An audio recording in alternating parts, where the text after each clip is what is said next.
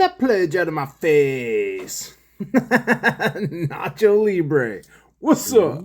Today, we mean business when it comes to polishing our stained glass project. We're going to use some semi-chrome, but then switch gears a bit and try sunshine rags for a second go-round. We're even going to see some benefits that I didn't realize the first go-round with these rags that may have me questioning my rationale.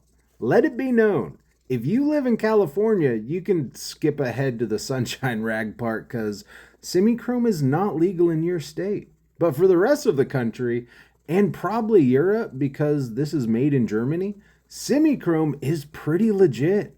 It does great at removing oxidation and pulls the gunk out of the solder to really make it shine. The only drawback I really have with using it is you need to apply it onto each line, give it a minute to work its magic, and then buff each line. For small sun catchers, you probably won't notice a difference, but for larger projects like this, that time adds up. Moving on to sunshine rags though, let's talk pros and cons. Pros, these work really well. Like, really well. You save a ton of time not needing to apply the polish and then wait. So you just use the rag until it's completely covered in soot. No, you don't need to tear off chunks like I do, but it is kind of fun. What are the cons? They're kind of pricey.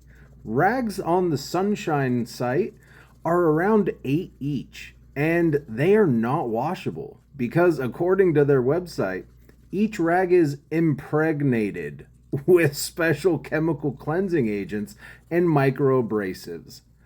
Let's not ask follow-up questions. Between these two polishing options, it feels like a time versus money scenario to me. The sunshine rags are more expensive, but they polish lines faster with the same end result. Are they worth a try? Definitely. Are they worth continuing after that? That's up to you. I personally love these before and after reflection tests on the solder lines. I'm telling you, they work so well. Thank you so much for watching. Be sure to tap the follow button if you enjoy seeing stained glass art. Get created one process at a time, with comparisons like this added into the mix. If you're interested in learning more, head over to my YouTube at Grizzly Glass Art to see full playlists, and tap the follow button if you want to help grow my channel.